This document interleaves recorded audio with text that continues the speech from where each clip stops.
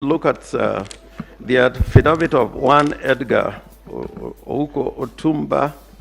That affidavit is swore two affidavits, a supplementary affidavit, and the first affidavit, which he filed on the 22nd of August.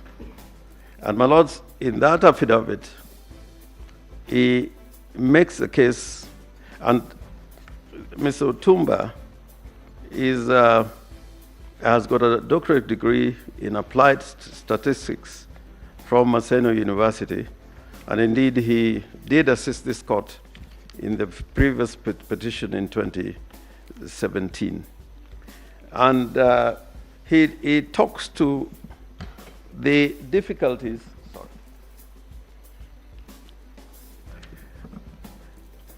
that confronts us in terms of the various announcements that the chairman of the Electoral Commission made. And he states that on the 9th of August 2022, the respondent issued a communique, that is on paragraph 10 of his affidavit, on the day of the election, that the total voter turnout at 4 p.m. nationwide was at 56.17%.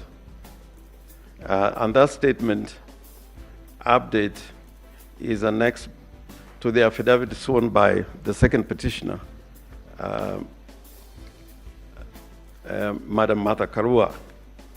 Then, at the close of the voting, the first respondent again issued a statement that the total number of voter turnout, based on the KIMS kit, was 65.4%, which culminates in a total of 14,466,779 votes. And that communique is borne out in the affidavit again of the second petitioner.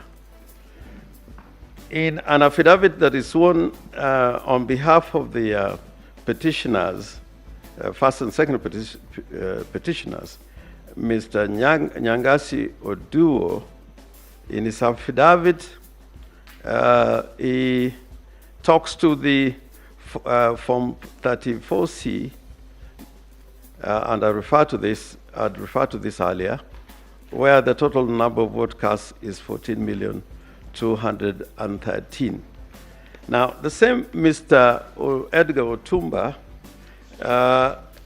saw a supplementary affidavit on the, I think this affidavit was sworn on, just a minute, on the 20th of August 2002. And I invite you, my ladies and your lordships, to look at this affidavit, because it analyzes several scenarios, including scenarios where the rejected votes are not computed, and scenarios where the declaration made by the chairman of the Electoral Commission as to the manual votes which were cast, which were recorded 86,889, and where those votes recorded as manual votes are computed together with the votes that were transmitted electronically. And then scenarios that would include the constituencies where the votes were declared later, including Ella's constituency. Now, the central point, and I want to make this point again, that the case that we are trying to make out is that if you look at the declaration made by the chairman as to the voter turnout, that will give you, as a percentage of the total number of registered voters, it will give you the number of voters that turned out to vote in the election, as opposed to another way of arriving at the same result, simply counting the number of voters that were recorded to have voted and cast their vote in the election. It is an equation that must agree in a mass submission.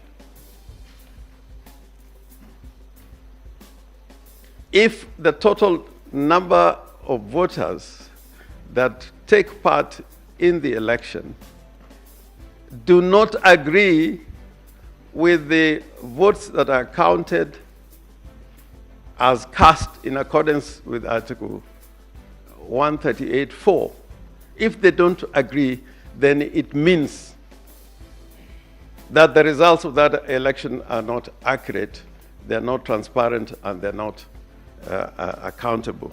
And therefore, I'm inviting your leaderships and your lordship to go through this affidavit of Mr. 𝗔𝗕𝗢𝗪𝗧 𝗡𝗲𝘀, because he lays out clearly there's several scenarios in which it is quite clear the second respondent, one William Samoei Ruto, could not have garnered 50% plus one of the vote cast in the election. And since all that is in our submissions and is in the two affidavits that are referred to, I invite your leaderships and your lordships to go through, and you find that it is indeed very compelling, the analysis given out by Dr. 𝗔𝗕𝗢𝗪𝗧. Now, your leadership and my lords, I'd also invite you to look at the affidavit of one 𝗔𝗕𝗢𝗪𝗓 Opiyo,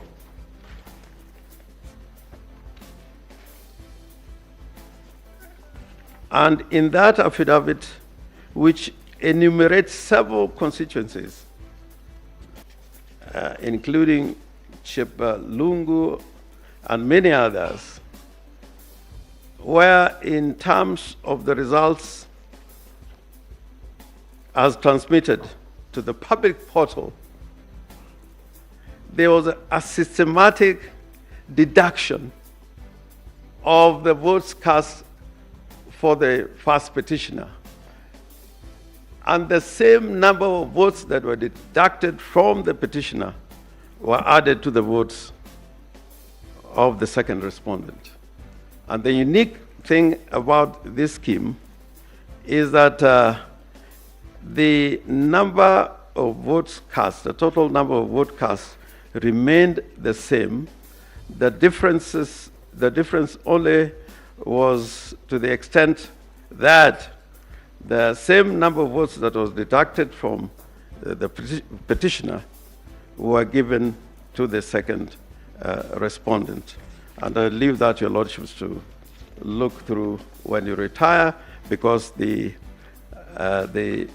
Form 34As in respect of those particular polling stations are attached to the affidavit of 𝗔𝗕𝗢𝗪𝗓 Opiyo. There is also the affidavit, two affidavits from Arnold Ochieng Oginga, and this is particularly important because it contains discrepancies of the results in several areas, and in voter turnout in Form 334C and the KIMS kit. And all this, my ladies and my lords, taken in totality, would affect the results of the elections. In paragraph 16, Up to the end, he goes out analyzing areas where there were discrepancies. And you would notice, my lords and my ladies, that in totality, the discrepancies accounted for votes which are more than 140,000 votes. And in our submission, that has an impact on the result of the elections as declared. And I invite your lordships and my ladies to look at those particular analysis and annexures attached to the affidavit of Arnold Oginga. In the same way, in a further affidavit, Mr. Arnold Oginga carries out an analysis in response to the responses to the petition by the respondents. And my lords, again, you would notice the number of votes that were being manipulated in order to secure a result that would favor the second respondent. And we have attached the relevant documentation, the forms showing the results, Form 34As, 34Bs, those particular forms. And finally, the Form 34B, which is a collation of votes at the constituency tallying centers.